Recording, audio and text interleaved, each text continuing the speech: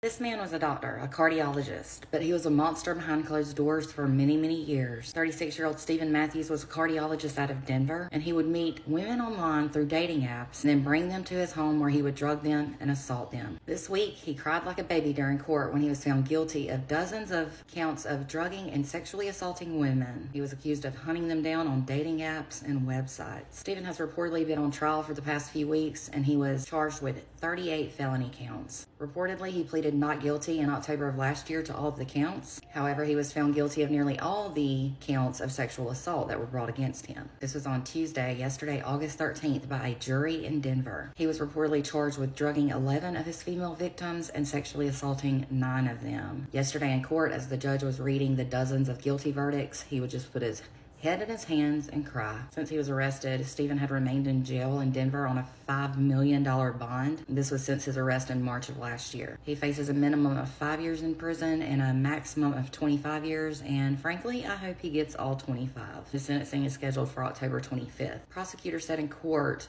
during their closing arguments that all of the victims had a very similar story to what happened to them. The women all said they met Stephen through dating apps like Tinder or Hinge. This was beginning in 2019 and it continued through last year, 2023. They were all under the impression that they were going to have a few drinks with the doctor, but then they would all lose memory of what happened. They would then wake up to think they had been drugged and sexually assaulted. The prosecutor said he was very strategic when he looked for his target. He would always meet them close to his home at places and then invite them over to his home. It was also said he was very savvy with his victims and able to build trust. He would often talk about his dog and use that as an excuse or reason to go back to his house or apartment. They said it was a very obvious case of a man who felt entitled to perpetrate against women for his own benefit by robbing them of memory and bodily autonomy. Now, his attorneys, the defense attorneys, said that there were too many inconsistencies in this case from the victims and no proof of evidence. They said this was just a case of storytelling that has changed too much throughout the course of it. They said the case ended up being about overwhelming emotion and underwhelming evidence. Some of the victims stated in court that he took away a few years of their life and that they don't think he's sorry. This story is just sick, and I definitely hope he gets all the years behind bars. It's sad the people you think you can trust the most, you often can't. My prayers definitely go out to all the victims involved in this. I just can't imagine the pain. For more true crime, be sure to hit the follow button and don't forget to give my website a visit at www.truecrimewithmegan.com.